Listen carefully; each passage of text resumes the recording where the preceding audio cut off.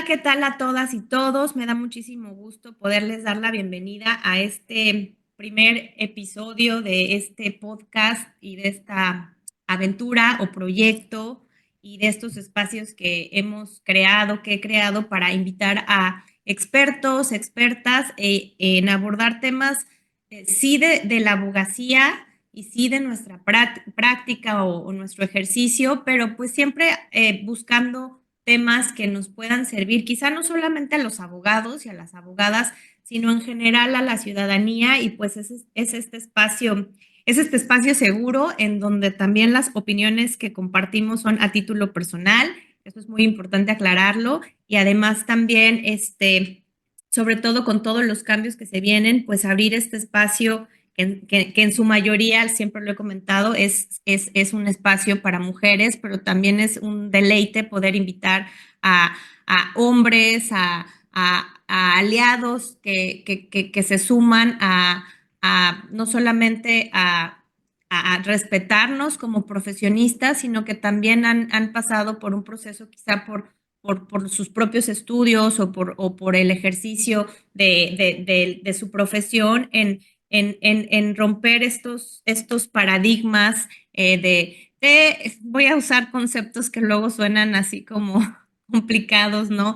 Estos conceptos del patriarcado, estos conceptos que también yo creo que siempre digo que están de moda, pero no es que esté de moda, es que lo tenemos que implementar, ¿no? En esta famosa deconstrucción para todos, para hombres, mujeres, en donde desaprendemos lo que habíamos aprendido y que tiene muchísimo que ver con el tema con el que queremos abrir este 2025.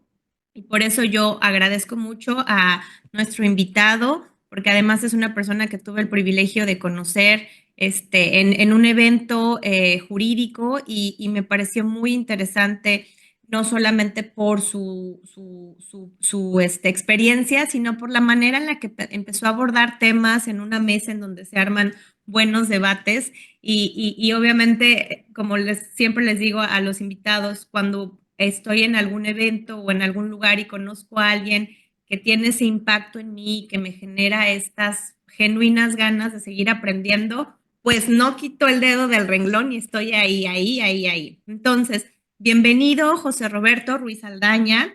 Si me permites, voy a compartir un poco de tu experiencia. Él es doctor en estudios avanzados en derechos humanos por la Universidad Carlos III de Madrid y ha realizado un sinfín de estudios en temas de derechos humanos.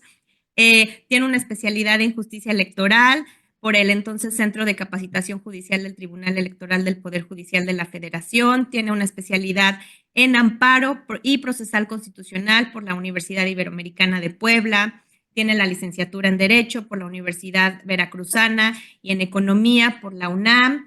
Además, y esto lo digo con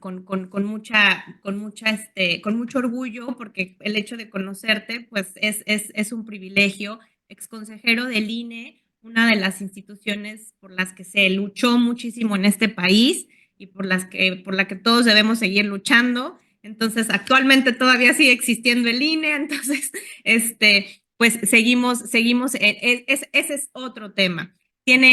Ha publicado muchísimos libros sobre democracia constitucional en México, las acciones de inconstitucionalidad del Partido de la Revolución Democrática, ha hecho muchos estudios y también un libro del itinerario intelectual y político de Luigi Ferragoli, que también es una eminencia, que también ese es otro tema, ¿verdad? Y bueno, y el doctor José Roberto Ruiz Aldaña ha sido asesor en el Senado y así nos podemos seguir. Pero bueno, como el tema que nos atañe es el tema de los derechos humanos y por qué son importantes. Y bueno, gracias por el espacio en tu agenda, gracias por sumarte a este proyecto, te lo agradezco infinitamente y pues compartirnos porque no siempre tenemos la oportunidad de hablar con alguien, con tu experiencia y con la manera en la que haces fácil entender estos temas. Así que bienvenido. Muchas gracias, Estrella, por la presentación, sobre todo por la invitación y felicitarte por este esfuerzo de difusión de la cultura, no solo jurídica, sino diría eh, también de la cultura profesional, de la ética en la profesión, de muchos temas de actualidad. Yo diría que es muy destacable lo que haces porque estar litigando, estar atendiendo a las y los clientes y todavía hacer este esfuerzo de difusión, pues vale Y mucho. no volverme loca. Es correcto, ser multitemas y mantener la cordura. Y pues agradecido por este espacio de diálogo, de charla, yo le llamaría sobre un tema importantísimo. Así quizás podríamos iniciar diciéndolo, no solo porque son importantes los derechos humanos, ya a estos niveles diríamos por qué son tan importantísimos. Y yo mismo iniciaría respondiendo, si me permites, a esa cuestión. En un primer momento yo diría que hay que pensar en los derechos humanos como límites al poder. Es cierto que existen los derechos sociales, que no son límites. No le dice uno al Estado, estate quieto, espérate, no te metas. Ahí en los derechos sociales se le dice al Estado, haz cosas, procura hacer, desarrolla políticas públicas. Pero en los derechos tradicionales, en los primeritos que hubo, los derechos liberales, de libertad, de no me detengas arbitrariamente, no me culpes de delitos sin un procedimiento, de déjame emprender mis proyectos sin que tú, Estado, te metas. Todos esos derechos de libertad religiosa, por ejemplo, que se peleaba hace siglos genuinamente primero por ese derecho, pues todos esos derechos de libertades eran derechos de límites al poder, de decirle al poder estatal, no te metas con mi persona. Entonces, nada más dejaría aquí una reflexión inicial, Estrella. Debiéramos siempre las y los ciudadanos, no solo los abogados diría yo, de entrada, por supuesto, ser súper conscientes del marcadísimo poder que tiene el Estado, las instituciones. Es un poder que en realidad deberíamos hasta de espantarnos cuánto poder hemos depositado en las instituciones, porque así nos hemos organizado, no podríamos como individuos, como personas en lo individual, dedicarnos a administrar, a ser policías, a enseñar, a hacer todas las funciones estatales. Entonces, lo hemos delegado a otras personas para que decidan por nosotros, administren la cosa pública por nosotros, pero en esa delegación hemos dado muchísimo poder y se han autoasignado demasiado más poder, porque la experiencia y el transcurso del tiempo así lo fue exigiendo. Claro. Entonces, imagínate nada más, para quienes nos escuchan, Estrella, todos los datos que tiene el Estado nuestros, ¿no? Pues varias instituciones, muchísimos datos nuestros, tienen obligaciones y límites para manejar esos datos, es cierto, pero lo cierto es que tienen mucho poder para poder hacer lo que quisieran las instituciones estatales, las públicas. Entonces, yo ahí dejaría este primer comentario, Estrella, sobre por qué son tan importantísimos, pues porque son límites al poder que nosotros reivindicamos, las y los ciudadanos, ante un poder tan extremo que tiene el Estado comparado con nosotros. Y yo ahí nada más dejaría posicionada la idea, pues, de asimetría de poder. Nosotros como ciudadanos, ciudadanas de a pie, tenemos una asimetría de poder muy desventajosa, siendo conscientes de ello, Estrella. Dices, ahora sí que todo, con todo esto que nos platicas y de lo que voy cachando, ahorita que dijiste límites, mira, yo tengo tatuada la palabra límites aquí, porque los límites son buenos. O sea, los límites son buenos para todo, ¿no? Y creo que desafortunadamente, pues digo, por si no, o sea, es es muy difícil tener que tocar el tema de los derechos humanos sin tener que tocar el papel de los políticos, ¿no? Y de cómo está dividido nuestro sistema, ¿no? O lo que es o lo que nosotros conocemos como nuestra democracia en este país. No, no voy a entrar a los sistemas de otros países, pero bueno, pues ahora sí que bajo el entendido de que tenemos tres poderes, etcétera, etcétera, pero bueno, después te das cuenta en donde sí definitivamente estamos casi, casi en el Coliseo romano, ¿no? En donde sí hay pan y circo, en donde termina siendo un concurso más de popularidad que de capacidad. Y ahí entramos en temas que me deprimen o que me enojan. Sin embargo, yo creo que incluso hasta si nos vamos a la manera en la que está nuestro sistema educativo a niveles básicos, pues desde ahí traemos ya, ahora sí que desde ahí venimos cojeando porque han habido tantos cambios que entonces pues encontramos a chavitos, a chavitas de quizá de 12 años que no tienen bien conceptualizado qué son los derechos humanos, pero que sí tienen conceptualizados, quizá en a lo mejor en una escuela privada, el hecho de decir así de tipo decirle, yo, o sea, no soy mamá, pero lo he escuchado, de que a la maestra le digan, no, tú no me puedes hablar así porque estás violando mi derecho de no sé qué, ok, sí, pero la pregunta es, bueno, ¿y ahora ya en el ejercicio de nuestros derechos, cómo los hacemos valer? ¿Cuáles son estos derechos? Y además también, tristemente, entender que no los podemos dar por hecho porque se pierden. Y además que estos derechos han tenido una evolución. Ahorita antes de comenzar platicábamos, ¿no? Cómo surge este movimiento revolucionario en Francia y la carta o la declaratoria, pero no contemplaban a las mujeres. Y entonces también es muy interesante cuando tú y yo platicábamos sobre esto, cómo dan por hecho que muchos derechos que incluso las mujeres tenemos, pues que están dados por hecho cuando se nos pueden quitar en cualquier momento, no solo a las mujeres, sino también a los hombres. Pero ahorita estamos viendo una situación en Estados Unidos impactante, ¿no? Con el nuevo gobierno. Y hace poco, no sé si fue ayer, me parece muy interesante, veía la fotografía de los años 70 de unas mujeres miembros del poder legislativo, creo que era en Irán, y pues estaban vestidas occidentalmente, faldas, saquito y demás. Y ahora te das cuenta la situación por la que están pasando las mujeres en estos países, dices, no manches, en cualquier momento me pueden quitar mis derechos que según son inherentes a mí porque soy humano, ¿no? Entonces no sé qué nos puedas platicar de esto. Sí, tocas un tema o un aspecto del gran tema de los derechos humanos sumamente importante, Estrella, que es sobre su cumplimiento.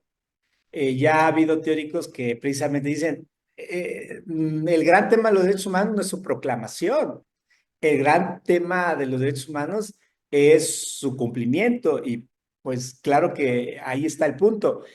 Yo diría dos cosas al respecto. La primera es que hoy por hoy, circunscribiéndonos en México, sí podemos advertir que hemos logrado avances. Hemos avanzado, es una buena noticia. Las mujeres ya votan. Sí, y hay más conciencia de las niñas, los niños, los Claro. adolescentes de sus propios derechos. Eh, de muchos colectivos, ya hay más organización para reivindicar derechos, existen ONGs dedicadas a la defensa y promoción de los derechos humanos que hace 30, 40 años no existían ONGs dedicadas a eso en México. Pero bueno, yo nada más de manera anecdótica sobre este aspecto de que hemos avanzado en la cultura de los derechos humanos en nuestro país. Fíjate que yo estudié la maestría en derechos humanos en la Universidad Iberoamericana Santa Fe, acá en Ciudad de México. En el año 2000 me inscribí y se estaba inaugurando la maestría. Y no solo de la Ibero en derechos humanos, sino en realidad en el país, una oferta académica curricular de derechos humanos. De hecho, el ex jefe que tenía en Veracruz, le dije, oiga, pues ya me voy de aquí porque me voy a ir a estudiar mi maestría a México. Y me dijo, ¿en qué? Y le digo, derechos humanos, se me quedó viendo así como, Eso ni existe, así. ajá, no, pues él era egresado del ITAM de políticas públicas y yo en realidad quería estudiar algo que me sirviera para el servicio público. Y lo tradicional era pues una maestría en administración, una maestría en políticas públicas, etcétera, etcétera. Pero yo quise abordarlo de manera distinta y dije, pues derechos humanos. Pero al punto que voy es, no se hablaba de los derechos humanos en el ámbito académico en aquellos años. Las licenciaturas de lejos concebían una materia como hoy se ofrece ya de derechos humanos. Sí había garantías individuales, te Eso, acordarás, eso, ajá. pero era súper dogmática esa carrera. Oye, ahorita que mencionas, perdón que te interrumpa, está bien interesante cómo eso también nos vino a cambiar muchos, pues yo digo paradigmas, creencias, como quieras llamarle, ¿no? Como es esto de ya, cómo pasamos de ya no son garantías individuales, ahora son derechos humanos, ¿no? Y cómo todos fue como un, ok, pero bueno, que las garantías individuales no contemplaban ya los derechos humanos. Y entonces se hizo también muchos análisis al respecto, ¿no? Y me parece muy interesante esa mención que haces. Sí, bueno, el paradigma cambió afortunadamente en materia de derechos humanos y para ello sirvió mucho la reforma de 2011 que tuvimos en nuestro país. Y no era cuestión menor que se dijera garantías individuales antes y ahora derechos humanos, porque al decir garantías individuales en aquellos años, lo que se estaba diciendo es, si no tiene en la ley un método para garantizarse ese derecho. Entonces, ya valiste. Ajá, es una expectativa, un principio, le podían llamar de muchas maneras, pero formalistamente los juzgados, hasta incluso la Suprema Corte decía, pues es que no hay con qué garantizártelo, con qué hacerte efectivo tu derecho. El día que haya ya, yo no puedo legislar. Claro. Cambia el paradigma y se dice, si no hay una manera en la ley dicha de cómo se va a garantizar, tu autoridad no te puedes detener. El derecho existe, ahora lo garantizas. Tú mismo haz cosas para Tú garantizar. busca, tú busca qué haces, pero exacto. Y qué bien, ¿sabes? Qué bien lo explicas, porque básicamente es como que antes te decían, pues sí, qué padre, ¿no? Pero pues ahora sí que yo no puedo hacer nada y como ahí no sale lo super mexicano, ¿en qué sentido? Que siempre ya sabes que el mexicano es y a ver, ¿y dónde dice? Porque si no dice, pues entonces no lo hago. Y es como de, no, o sea, ¿por qué te vas? O sea, ¿por qué forzosamente se te tiene que exigir que hagas algo bueno? O sea, ¿no? Entonces eso me parece muy interesante. Y me gustaría mucho también que nos platicaras, José Roberto, sobre sin entrar también a temas como tan técnicos. O sea, estas generaciones que hay de entre los derechos humanos, o sea, sí son inherentes a nosotros como humanos, que no tiene que ver con sexo, con género, con preferencias, pero que también luego hay ahí este tipo de generaciones de derechos y que luego un derecho genera otro derecho y así, si tú no los puedes explicar con peras y manzanas, te lo agradecería mucho. Sí, con gusto. Yo diría que sí hay generaciones de derechos porque si uno revisa la historia, es cierto que se dieron por generaciones. Decíamos al principio de esta charla, pues primero los derechos de libertad, los derechos civiles, que también así les llamamos, los derechos de no afectación a las personas, de no detenciones arbitrarias, de libertad religiosa, libertad de pensamiento, de libertad de expresión. Esos derechos, Estrella, nacieron porque fueron una reivindicación del sector que en aquellos años, estamos hablando ya más de 2 siglos, eran los ciudadanos, los hombres propietarios que sabían leer y escribir. Hombres, por favor, aclara esto porque luego dicen, ay, sí, pues ustedes son unas exageradas. O sea, hombres, no hombres en el sentido de mujeres y hombres. O sea, hombre, hombre, hombre. Gracias por la aclaración. Así surgieron los derechos humanos. El burgués, que también en algunos libros así lo explican, decía, pues era el propietario, güero, hombre, que le decía al rey o le decía a su jefe de estado, no me estés cobrando tantos impuestos o no me puedes estar deteniendo porque te debo impuestos, etcétera. Esa es la primera generación de derechos, los derechos que reivindicaron ese grupo muy concreto de personas, hombres propietarios que sabían leer y escribir. Luego vienen, pues se da la revolución industrial y nace una nueva clase social, el proletariado, o como se le quiera llamar, y empiezan a reivindicar propiamente pues, los derechos sociales, derechos de jornadas dignas de trabajo, Así de de que ya no son esclavos. exacto, derecho a la salud, pues tu patrón, dame cierto apoyo para garantizar mi salud. Se empezaron a crear los servicios de salud con el paso de las décadas, etcétera. El derecho a la alimentación, salud, trabajo, pues son los típicos derechos sociales, que es una segunda generación. Y luego sí se habla de una tercera generación ya de derechos que tienen que ver más con nuestra actualidad, pues a un medio ambiente sano, al agua, por ejemplo. También ahí inscriben en la tercera generación al derecho a la paz, pues vivir en una sociedad en paz, ¿no? A Ya la sea, felicidad incluso, ¿no? Perdón que te interrumpa. fíjate que ahí ya empieza a haber un poco de debate y de discusión, porque ya hay quienes agregan una cuarta generación.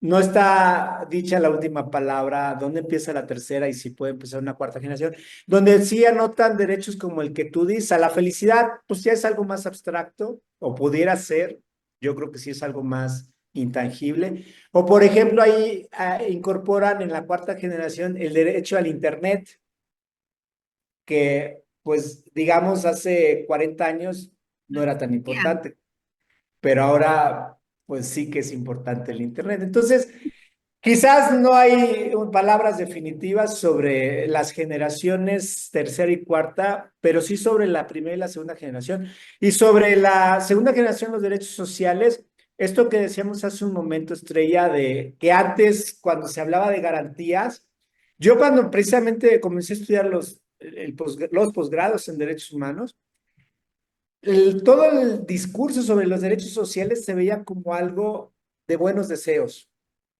Ahora ya encontramos sentencias donde se ordena que se garantice tal derecho social.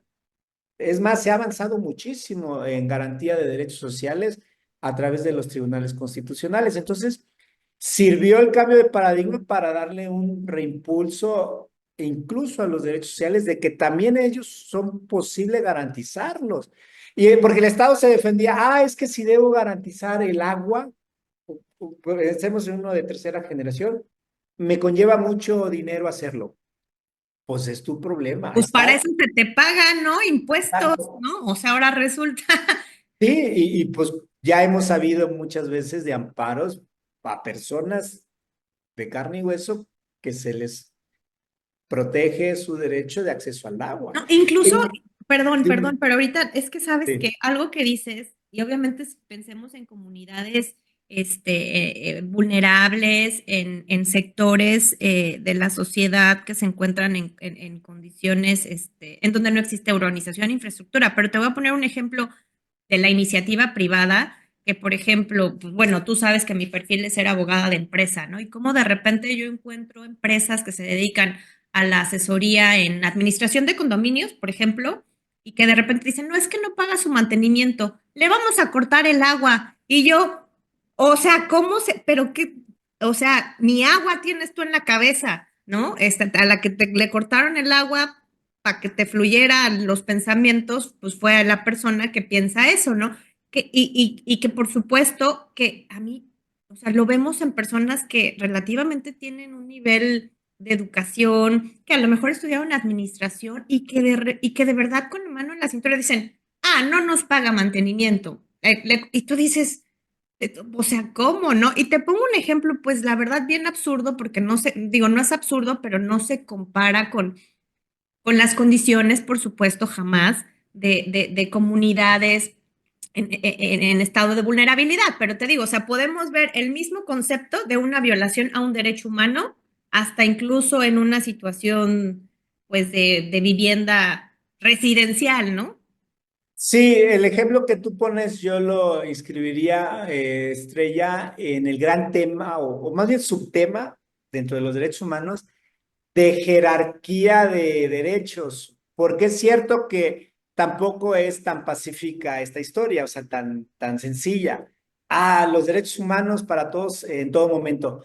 No, pueden entrar en colisión y ese es otro gran tema y quizás ahorita más adelante lo podemos abordar de alguna manera sin entrar en tecnicismos, pero incluso yo diría que es la parte más rica de hoy por hoy, a mí por lo menos me parece, de discusión y cuando enseño a nivel licenciatura, de posgrados, esta materia de derechos humanos, su colisión.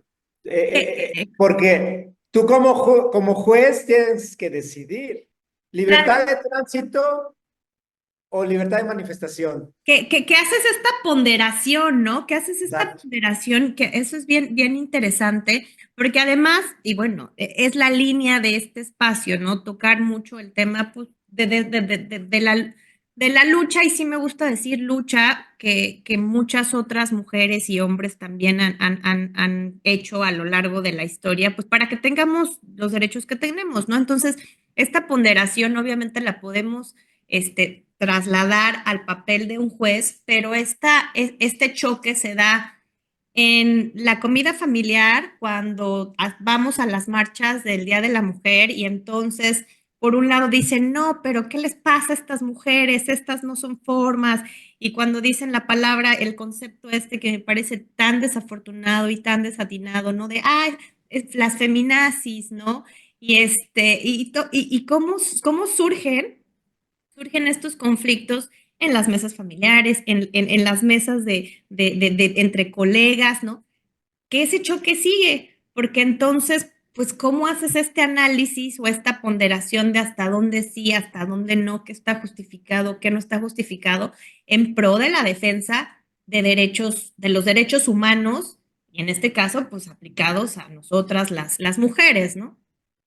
Sí, sí, es un gran tema, como decíamos. Ya hay metodologías, afortunadamente, para ponderar estos derechos y también es nuestra obligación como abogados y abogadas estar muy pendientes de las líneas jurisprudenciales de los tribunales constitucionales. Si ya ampliaron, bueno, no, si ya dijeron que cierto derecho frente a otro derecho o incluso frente a otro principio, porque no necesariamente la colisión es entre derechos, también puede ser entre un derecho y un principio. Si ya dijo un tribunal constitucional que va a prevalecer cierto derecho, no puedes ir el día de mañana sin argumentar. Bueno, no, mejor no, mejor ahora siempre sí va a sobresalir este otro derecho. Aunque ayer dije que este otro, ahora digo esto. No, eso no se vale. Tiene que haber consistencia en las resoluciones, en las líneas jurisprudenciales. De ahí la labor tan importante y el compromiso profesional de nosotros estar atentos, pues, a esas congruencias en las sentencias y resoluciones. Pero nada más terminaba una idea, Estrella, sobre esto que mencionabas, de que ciertamente se han ido ampliando los derechos. Y eso es otra muy buena noticia, sin dejar de reconocer que estamos obligados a seguir luchando porque se mantenga esto logrado y se avance en la conquista de derechos. Pero eh, también parte de nuestro trabajo como abogados y abogadas es luchar porque los derechos humanos que ya se reconocieron se desdoblen. Yo así lo llamo, yo así le digo. El ejemplo del agua es importantísimo. Piensa en alguien que gana el amparo para que le llegue el agua, pero si le llega nada más un día a la semana, 2 horas, el suministro del agua, pues ese derecho no está siendo garantizado. O sea, la autoridad va a decir, sí, ya cumplí la sentencia. No, la señora se tiene que levantar a las 4 de la mañana un día a la semana para abrir su llave y llenar lo más que pueda, pero a la hora ya se le fue. Eso no. Ah, bueno, ok, entonces le voy a pasar ya 5 días a la semana. Pero el agua ya llega súper sucia. Entonces, el derecho humano al agua ya estamos viendo que se va desdoblando. Ujú. Entonces, también es importantísimo que los tribunales, los jueces, las juezas, hagan su trabajo y no se queden con una visión súper formalista y limitada. Sí, ya se cumplió el derecho, ya, ahí se acaba la historia. No, el derecho es mucho más amplio. Yo suelo poner este ejemplo, Estrella, que me dediqué, como lo dijiste, varios años al derecho electoral. Un ejemplo súper concreto y clarísimo al respecto de lo que estamos diciendo. Imagínate que la ley señala que las y los ciudadanos tienen derecho a afiliarse a los partidos políticos. Pues sí, obvio, para que haya partidos políticos necesita haber afiliados y afiliadas. En teoría es un acto libre, personal, voluntario, etcétera, como casarse, ¿no? Afiliarse a un partido político. Y luego empezamos a ver en el INE que había un gravísimo problema, pero impresionante, de indebidas afiliaciones. O sea, O sea, como, mujer, mujeres y hombres mexicanos, mexicanas, que aparecían en los padrones de afiliados y afiliadas sin su consentimiento. ah, ya entendí. Imagínate. O Entonces, muertos. no, los partidos no afiliaban muertos, por lo menos no tuvimos A casos. lo mejor sí votaban. Eran afiliados al mismo partido, Ok. no al padrón electoral del Ah, INE. ok. No. El padrón electoral se depura, se vigila por todos los partidos. Afortunadamente, desde hace muchos años está en orden. El problema es la militancia. Las y los militantes que decían los partidos que tenían afiliados suyos. Pero para no hacer la historia larga, llegaban los ciudadanos al INE y decían, oigan, yo nunca le di permiso al partido X de que me afiliara. Ahora que ando buscando trabajo, me piden no estar afiliado a ningún partido Y estoy. y ahí estoy, yo necesito que me quiten, pero el partido no quiere desafiliarme porque dice el partido que ese derecho no existe y tenía razón, no existe en la ley, Así. Ajá. pero pues llegó al tribunal ese tipo de asuntos y el tribunal dijo, el derecho de afiliación conlleva el derecho a desafiliarse Pues claro. y el derecho incluso a nunca afiliarse. Oye, y ahorita que dices esto, o sea, me está explotando la mente porque creo que después de nuestra plática me va a regresar el tic al ojo. O sea, porque con todo esto que es como con el tema de los datos personales, ¿no? Entonces, y con la desafortunada mafia que hay con respecto a los datos personales y a las bases de datos, de que luego por eso, o sea, si por eso luego te andan hablando de un banco que ni siquiera jamás en tu vida has entrado a una sucursal de esto, pues entonces imagínate cuántos afiliados no podrán después tener no sé qué partido, ¿no? Que se le ocurra ahí hacer sus cosas. Y lo más triste es que con este análisis que tú bien mencionas, esta ponderación y cómo hay que de verdad hacer un estudio, luego se viene el tema de la reforma judicial, entonces, bueno, ya ni de la reforma, ya del nuevo sistema que tenemos, que ahí van a andar ahí haciendo corto, largo, nuestros futuros impartidores de justicia, este, o sea, ¿en dónde vamos a estar parados con respecto a nuestros derechos humanos? Estás mencionando un tema, Dolorosísimo. pues yo diría que en el que se nos puede ir el destino como nación, definitivamente. Lo decíamos al principio de esta charla, hay asimetría de poder de suyo entre las y los ciudadanos y las instituciones estatales. Si las instituciones estatales a su vez están concentrado el poder de manera que entre las diversas instituciones estatales no haya contrapesos, pues todavía la simetría de poder entre ciudadanos y ciudadanas e instituciones que en realidad pues es grupo político va a ser mayor. Entonces, nada más te diría una cosa, o bueno, puedo decir muchas más, pero diré una de entrada.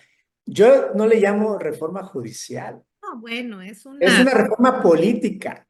o sea, Es una reforma política para disminuir el poder del poder judicial federal y acrecentarse el poder de un grupo que hoy está ya en el poder, que ya tiene al legislativo, ya tiene al ejecutivo y ya tiene a otros órganos estatales.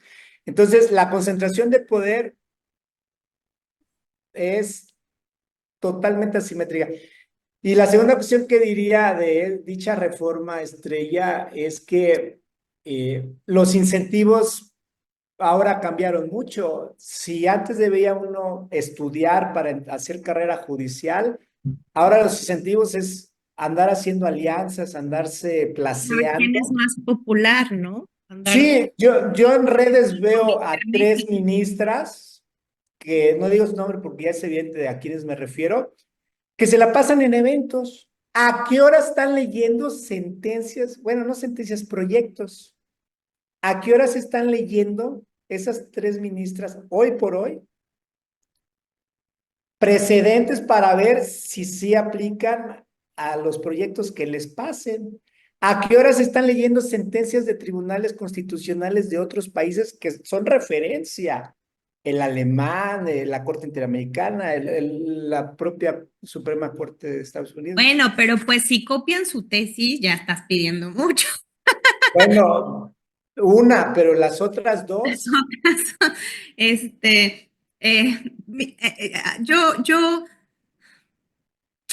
Yo lo he mencionado en muchas ocasiones y en otros episodios de aquí, o sea, para mí sí, yo creo que en lo que va de mi vida adulta, para mí sí va a ser un antes y un después de aquella votación en el Senado. Y, y, y sí creo que, o sea, no me desanimo de nuestra carrera y no me desanimo porque creo fervientemente pues en el Estado de Derecho y dentro y desde mi trinchera haré lo posible, pero creo que el contrapeso pues tendremos que ser nosotros los ciudadanos, ¿no? Entonces, yo lo veo así como lo mencionas, que somos nosotros los que nos tenemos que educar precisamente para entender temas como este, de cuáles son nuestros derechos humanos y sobre todo también en el entendido de que está en nosotros, pues generar mejores prácticas, precisamente para que dentro de lo posible y dentro de nuestro alcance tengamos hasta cierto punto, porque claro, es inevitable tener que tocar base con el Estado, ¿no? Porque pues me parece muy triste. Ojalá que el Estado, a las personas que pertenecemos a ciertos organismos, nos vean como aliados estratégicos. Todos queremos que nos vaya bien, pero si nuestros derechos humanos se ven violentados y nuestros derechos humanos se ven transgredidos, como por ejemplo en lo que platicamos, ¿no? El tema de nuestros datos personales, son nuestros. Y entonces a mí me interesa saber qué va a pasar. Ok, perfecto. Ya tomaron la decisión por las razones que quieran, pensadas, no pensadas, de que el INAI eventualmente, toco madera, va a desaparecer. Bueno, está bien, ok, ya.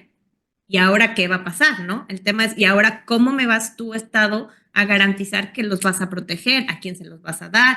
Y yo creo que ese es el tema que en donde pues tenemos que poner nuestro granito de arena para ir educando. Y lo digo en el buen sentido, así como yo te pregunto y te digo, oye, explícame sobre los derechos humanos, porque no, ahora sí que zapatero a tus zapatos, ¿no? Entonces, no sé, tú qué pensarías con respecto a nuestra función como sociedad en cuanto al cómo podemos conceptualizar estos derechos humanos, pero más allá de el derecho a la salud, el derecho a la educación, sino más bien ya en esta situación en la que estamos, así como estamos, tú que pudieras idear, ¿no? Así siendo un simple mortal. Bueno, ya veo que los temas se tocan unos a otros o subtemas de los que venimos hablando. Decíamos al inicio de nuestra charla, pues la importancia de no solo proclamar los derechos, sino exigir su cumplimiento. Yo diría que aunque haya poca asimetría de poder, porque son instituciones con vocación democrática, con una cultura de mucho respeto a la legalidad, etcétera, que existen en esos países. Claro, todos los países tienen sus problemas, sus deficiencias, pero no vamos a negar que hay países donde no hay tanta asimetría de poder entre ciudadanas y ciudadanos y las instituciones estatales.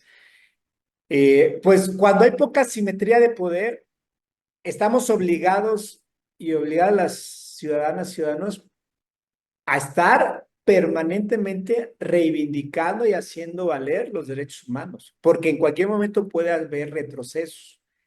Ahora yo diría, con esta reforma política que hubo en contra del Poder Judicial de la Federación, estamos obligados a redoblar esfuerzos para profundizar en la cultura de la garantía y respeto y promoción de los derechos humanos.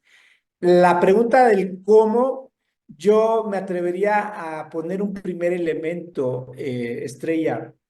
Yo diría, debemos promover la cultura de los derechos humanos en sectores de la población que están muy alejados precisamente de estos temas.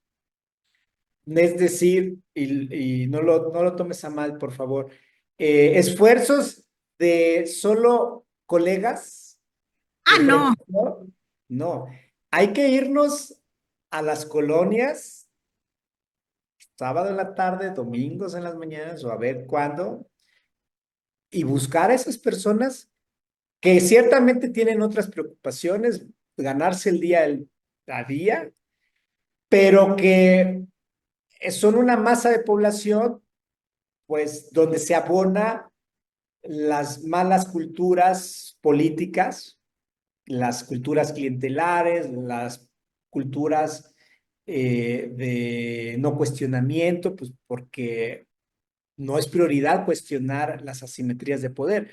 En suma, lo que estoy diciendo es, tenemos una función cívica importantísima por realizar. Yo ahorita estoy viendo, Estrella, mucho que académicos, académicas, gente pues que ha estudiado mucho estos temas y que han estado en el servicio público, ex colegas, están debatiendo sobre qué características tiene hoy por hoy el régimen al que ya estamos, al que hemos llegado. Semiautoritario, preautoritario, profascista, semifascista, autoritario tipo venezolano, autoritario tipo China, autoritario tipo nicaragüense. Están discutiendo entre ellos cuál es el calificativo de hoy por hoy el régimen que tenemos. Que si es el viejo régimen de los 60, de los 70 o ya de los 80. Ahí está la discusión académica. Yo diría, está muy bien como académicos discutir las características de los fenómenos, pues esa es la tarea, el trabajo de los académicos, pero si realmente quieren aportar, váyanse a hacer cultura cívica con quienes no la tienen, cultura política democrática con quienes no la tienen, y creo que estarían aportando o haciendo más. Pero bueno, yo diría de entrada, eso se podría hacer. Y ciertamente no, un segundo elemento sería no perder el optimismo. Hay sociedades que han estado con el yugo encima y que crearon una cultura pues de lucha, de herejía, de no decaer en el ánimo a pesar de que estaban en situación muy adversa. Yo precisamente cuando reconstruí el itinerario intelectual y político de Luigi Ferraioli, pues me di cuenta que él pertenece a una cultura antifascista. Fue toda una generación, la previa a él, en la que se vivía bajo el yugo del fascismo. O sea, ahí ser opositor era cárcel en el mejor de las suertes o panteón. Mussolini no se andaba con cuentos. Pensemos también, pues, el otro dictador que hubo nazi, Hitler, o la dictadura bolchevique que existió en la URSS. Bueno, pues esas generaciones de ciudadanos y ciudadanos, de ciudadanas y ciudadanos, eh, tuvieron que mentalizarse que no valía, que no era el camino desanimarse en la lucha misma, porque si no ya estaba perdida la batalla por la democracia, por los derechos, por el derecho. Si de entrada se va a decir que ya para qué luchar por lo que se cree, pues entonces ya perdiste de entrada. Entonces, yo diría que sí tenemos ese papel también como sociedad de no desanimarnos, y tú misma lo dijiste, que en ese plan estás. Mencionas muchos, pues muchos temas, ¿no? Que obviamente me tocan en el sentido y con los cuales concuerdo a la perfección, porque algo del por qué considero que también algunos, ¿no? Algunos abogados y abogadas estamos tratando de cambiar los estereotipos de nuestra profesión y de nuestra práctica, es que pues yo cuando era joven, me conflictuaba mucho estos foros en donde pues básicamente era un concurso de a ver quién era más inteligente y a ver quién escribía de manera más difícil que no se pudiese entender, ¿no? Y al final del día, al ciudadano en común, al simple mortal, pues lo dejabas totalmente fuera, ¿no? Y de entrada, pues era una exclusión, ¿no? Es como vamos a hacer este club muy exclusivo, ¿no? De eruditos juristas, ¿no? Y entonces nos sentimos superiores a... Y bueno, yo siempre tuve conflicto con eso porque no lograba entender cómo algo que tiene que ver con la defensa de los derechos, con la impartición de justicia, tuviera que ser algo complicado, ¿no? Entonces, es por eso que siempre he tratado pues, de abrir estos espacios para decir, a ver, explícamelos con peras y manzanas, ¿no? Porque luego pasa que lee sentencias y uno que hasta es abogado dice, pero ¿qué trató de decir esta persona, no?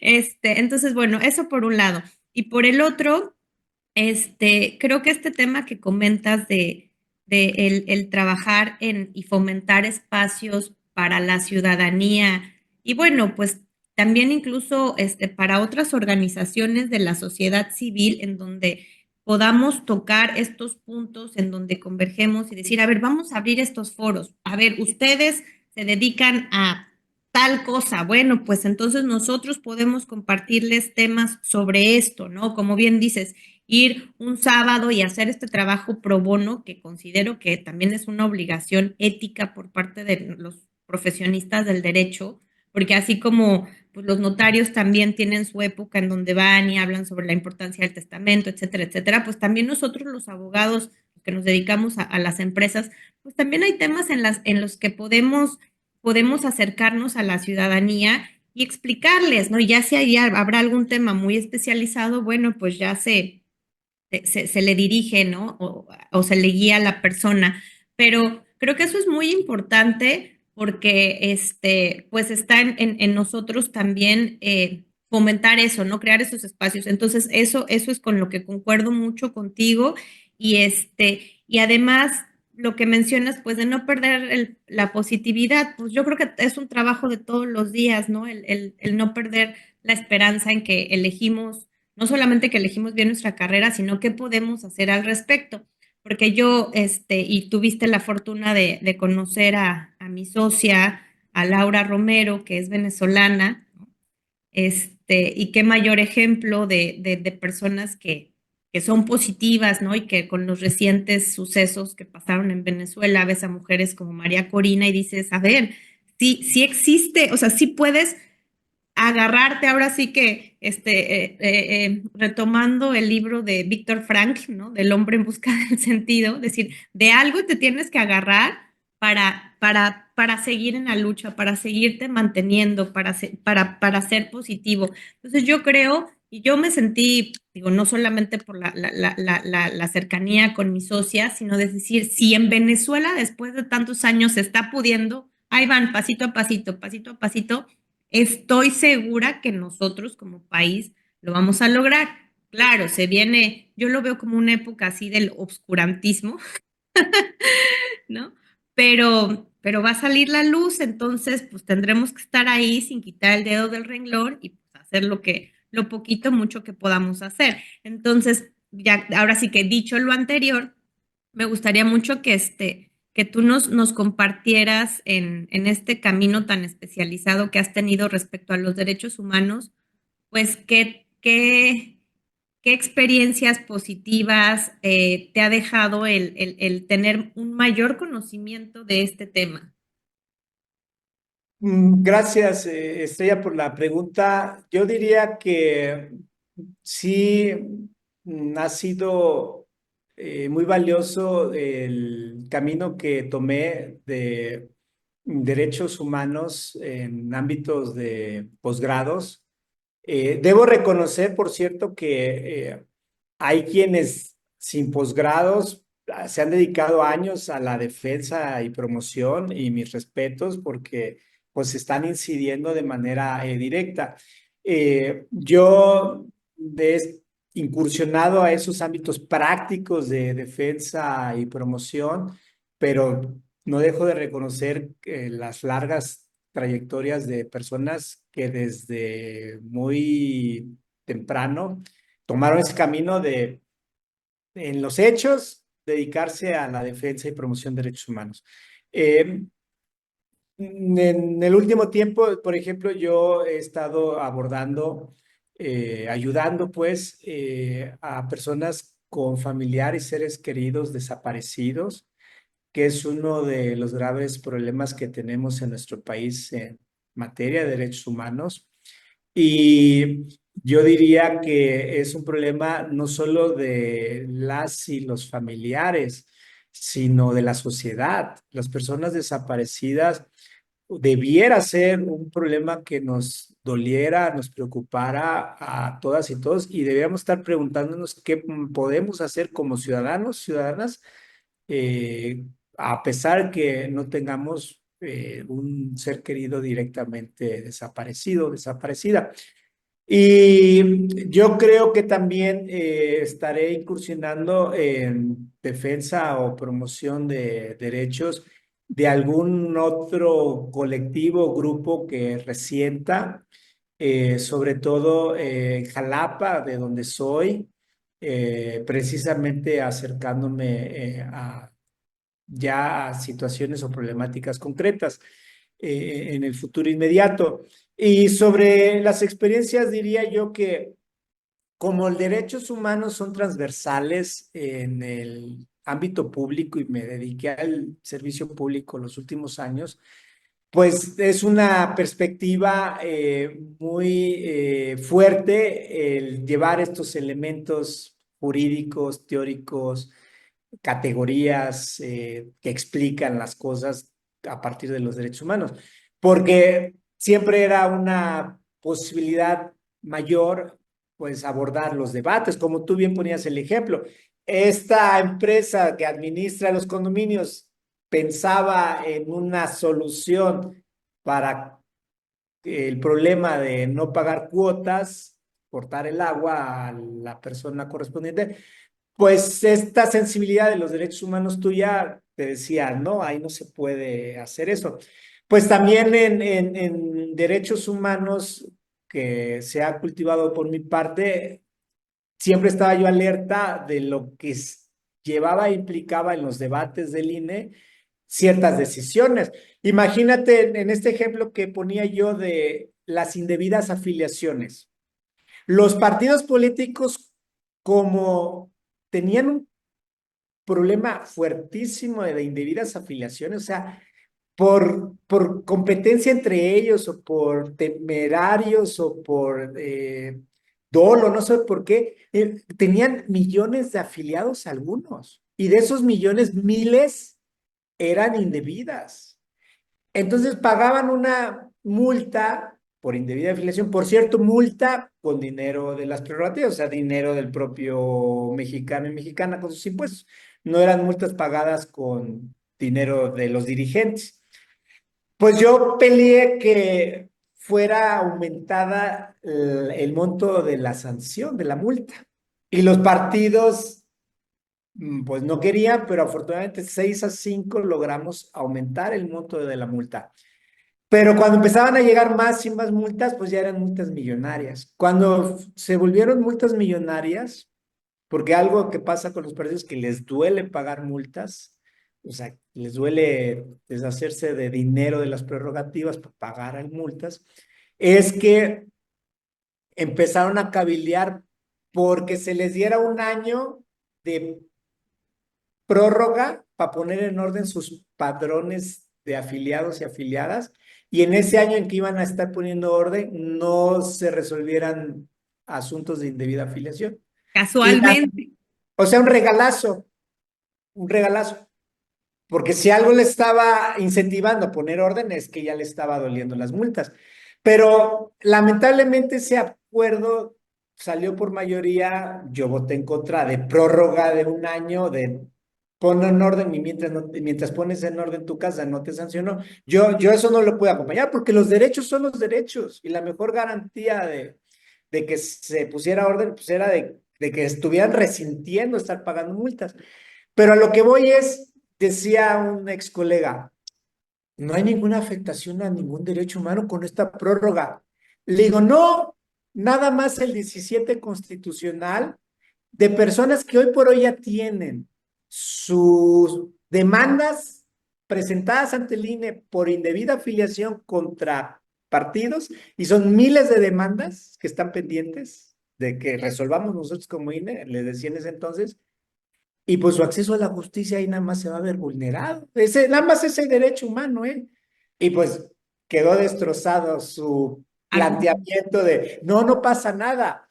Claro que sí pasa. Entonces, claro. yo diría a tu respuesta, Estrella, claro que cultivar los derechos aún sin los derechos humanos, aún sin ser erudito, pues te da cierta ventaja para los debates jurídicos de cuando hay de por medio, pues precisamente derechos humanos.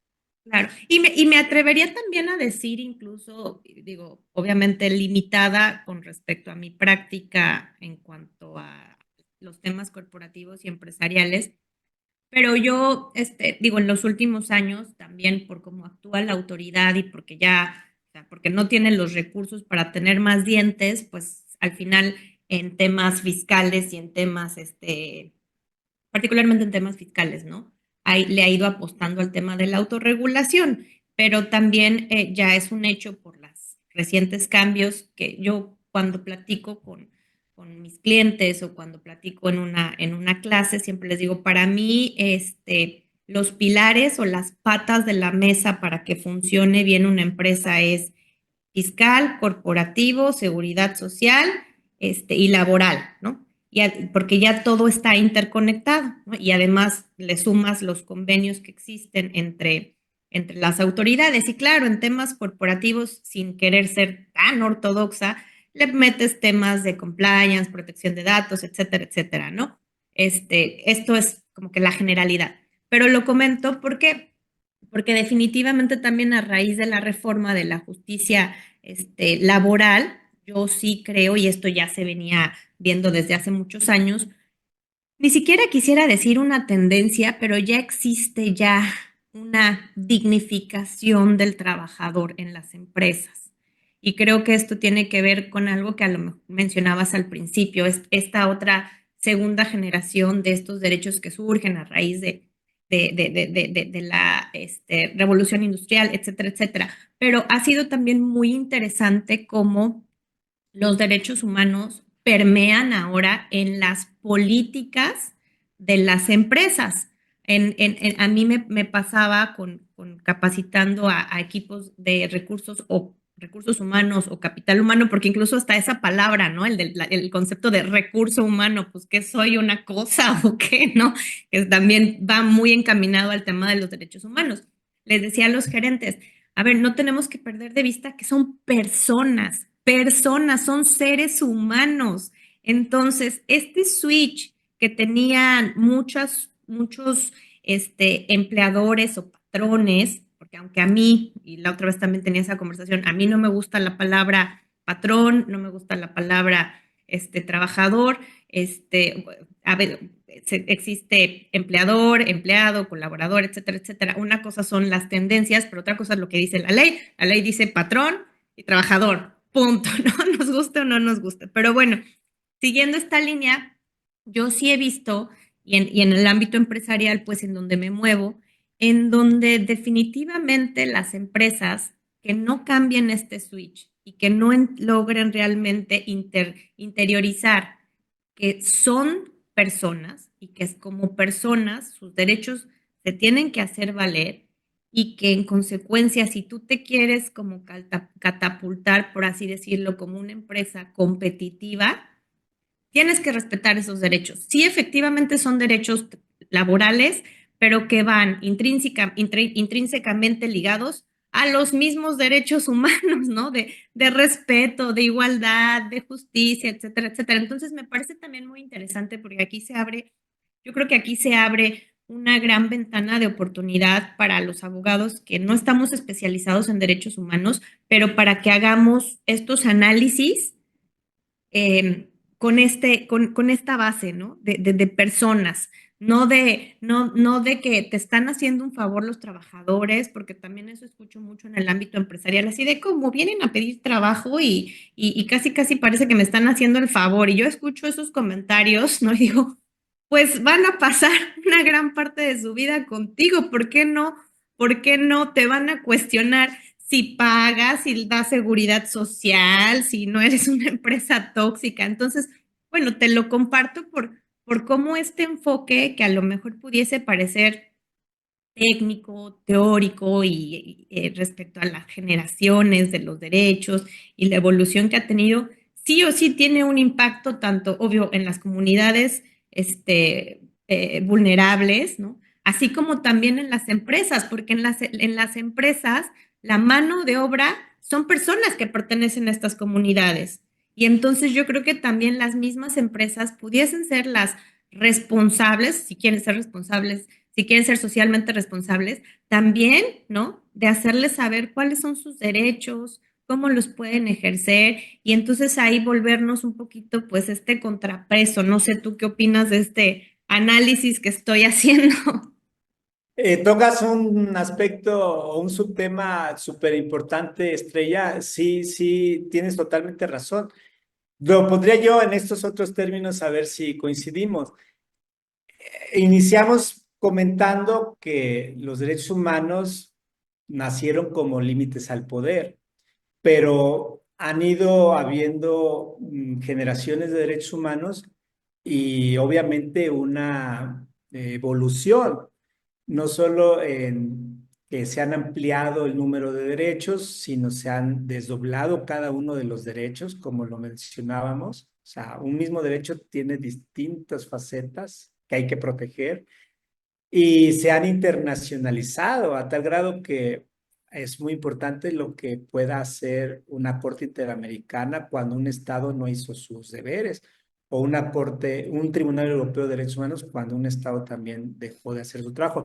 Pero lo que voy es, y es donde creo que vamos a coincidir, es si bien se pueden ver los derechos humanos como límites al poder, yo creo que a largo plazo van a tener que acabar siendo vistos como límites a cualquier poder, incluso a poderes privados, no solo a poderes públicos.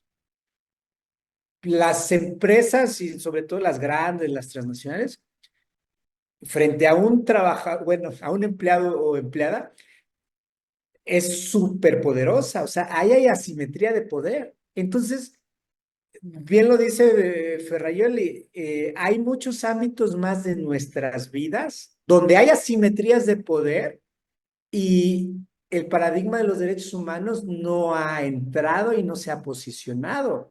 Él pone, por ejemplo, las asociaciones civiles, la familia misma. Dentro de las familias luego hay asimetrías de poder.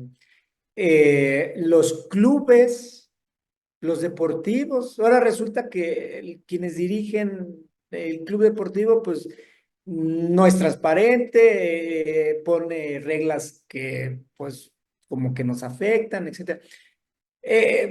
Ferrayol incluye otras instituciones, incluso públicas. Las cárceles son instancias donde hay asimetría de poder y no ha permeado por completo.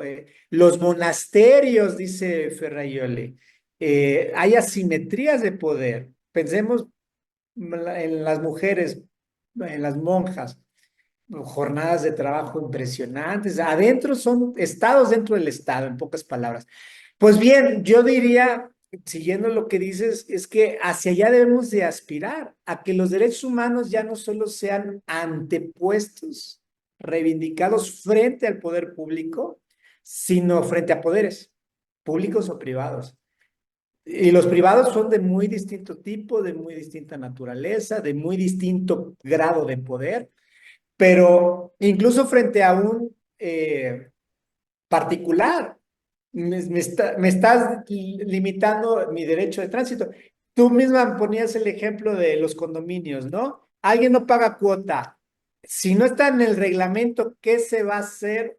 O si quedó muy poco regulado, ¿qué va a pasar cuando alguien no pague las cuotas o se atrase? Tampoco le dejan entrar o usar los elevadores, etcétera, etcétera. Bueno, pues imagínate que alguien realmente le impidan ya entrar a su propio domicilio porque debe cuotas. Pues ahí hay una asimetría de poder. Alguien ya se organizó con otros más para que alguien no pueda ejercer su derecho de propiedad. Ahí habría asimetría de poder. Lo que quiero decir en suma es que son infinitos los casos en que podríamos pensar en que incluso los particulares pueden estarnos afectando en nuestros derechos. Y nuestros derechos al final, pues también, pues fundamentales o humanos, de libertad de tránsito, de libertad de ejercicio de nuestra propiedad, de compraventa.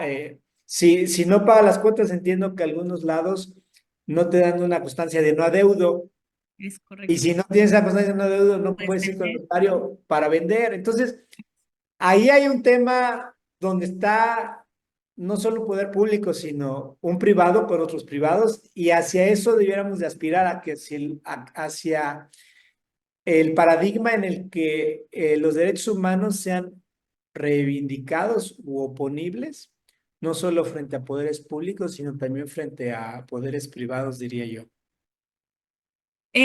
No, pues es que nos da, por eso tú das varias clases de derechos humanos, porque si no, no nos da el tiempo. A mí me gustaría que nos pudieras compartir una breve conclusión así de por qué son importantes. A mí no me gustan estos formatos de las tres cosas que debes de saber, porque nunca son tres, siempre son muchísimo más, o los 5 consejos, o sea. Pero bueno, ¿tú cómo pudieras concluir del por qué son importantes? Aunque ya lo hemos venido obviamente conversando, pero solo para cerrar. Y también que nos compartieras qué estás haciendo, en dónde te pueden encontrar, si alguien quisiera alguna asesoría, alguna cátedra. Y pues agradecerte infinitamente tu tiempo. Sabes que aquí en Quintana Roo tienes tu casa y ojalá que podamos tener la fortuna de organizar algo de manera presencial.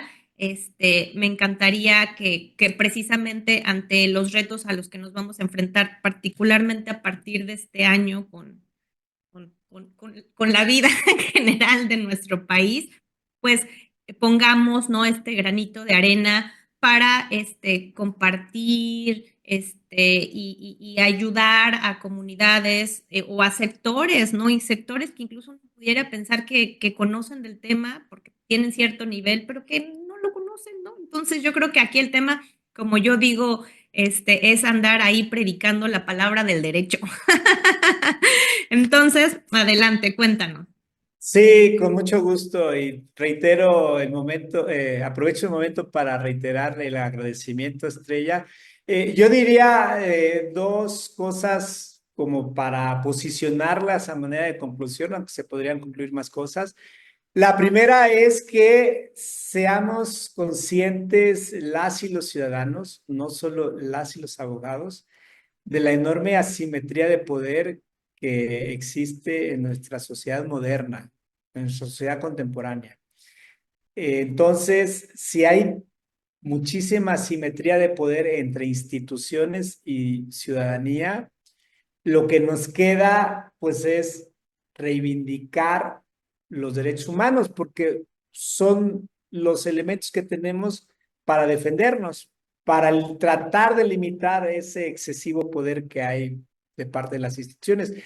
Por eso, muy bien, también regresando a nuestro clásico, Fratelli, los derechos humanos son contrapoderes. Las instituciones o quienes están al frente de las instituciones son poderes, pues nuestros derechos humanos son contrapoderes, poderes contra poderes. Pues eso es lo que tenemos que hacer, reivindicar nuestros contrapoderes. Y la segunda gran conclusión que diría yo que debiéramos dejar posicionada es la importancia de luchar por ellos día con día, momento a momento. No creer que las batallas ganadas son ganadas para siempre. La experiencia enseña que los retrocesos existen y pueden ser incluso peores de el acervo de derechos con el que nacimos. Pueden llegar a ser hasta peores los retrocesos, regresarnos siglos en cualquier momento. Entonces, esa conciencia de la obligación de reivindicar los derechos en todo momento, yo diría que es una conclusión valiosísima. Y bueno, ¿sobre dónde encontrarme? Pues en las redes sociales de Facebook con mi nombre, José Roberto Ruiz Saldaña, pero también en la ahora llamada X, antes Twitter, como el arroba José-Roberto 77. Y tengo también TikTok, pero más pensado para temas estrictamente académicos. El de X, pues más para reivindicar ciertas batallas, ciertos posicionamientos.